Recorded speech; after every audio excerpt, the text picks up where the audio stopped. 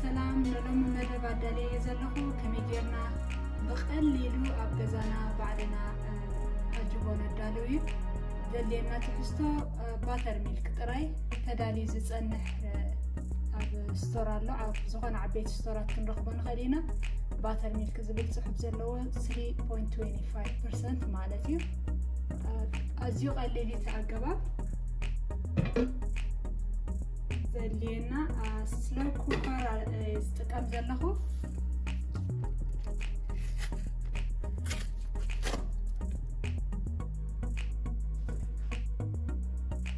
ብምሉኡ ናብቲ ስሎው ኩከር ድስቲ ከገምጥለ እየ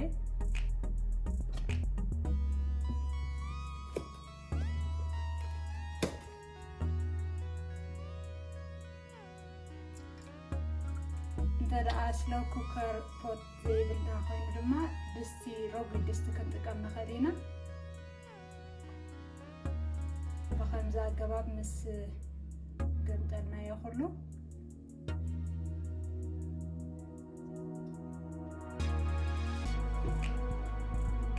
ንሓደ ሰዓትን ፈረቓን ከመዓራርየ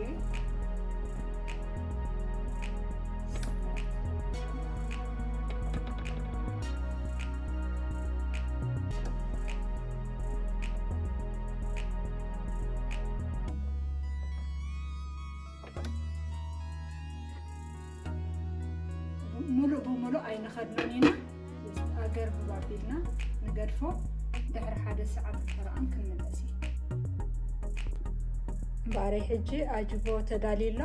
ሰዓት ወዲዩሎ ከመይ ከም ዝመስል ድማ ሓቢርና ክንርኢ ኢና ከምዚ ዝመስል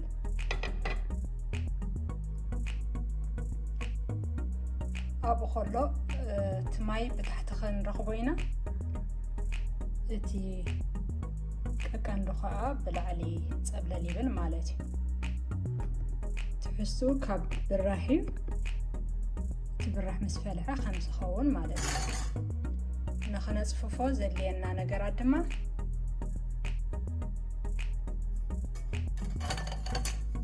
ንቑፅን ፅሩይን ሸሓኒ መንፊት ጭልፋ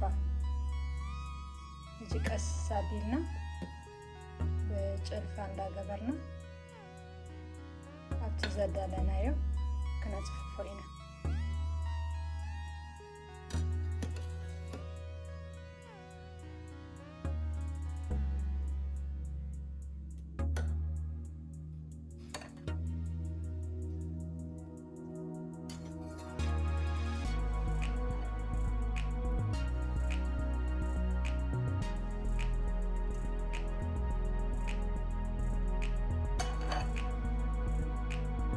ሕጂ ኣጅቦ ካብቲ ማዩ ተፈሊሎ እቲ ኣጅቦ ከዓ ብላዕሊ ፀፊፉሎ ኩሉ እቲ ማይ ከም ዝወፀ ወይ ከዓ ከም ዝተፈለየ ኣረጋጊፅና ናብቲ ዘዳለናዮ መቐረቢ ክነዳልዎ ኢና ከምዚ ዝመስል ብጣዕሚ ፈረኽረኽ ዝብል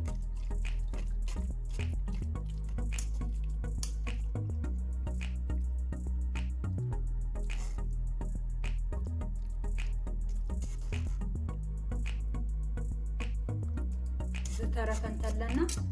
ኣብ ንቑፅን ፅሩይን ጥርሙዝ ኮንቴይነር ክነቐምጦ ንኽእል ኢና ኣብ ፍሪጅ ክንመልሶ እንተደኣ ኮይና ከዓ ከምዚ ዝሓለ ክነረጋግፅ ኣለና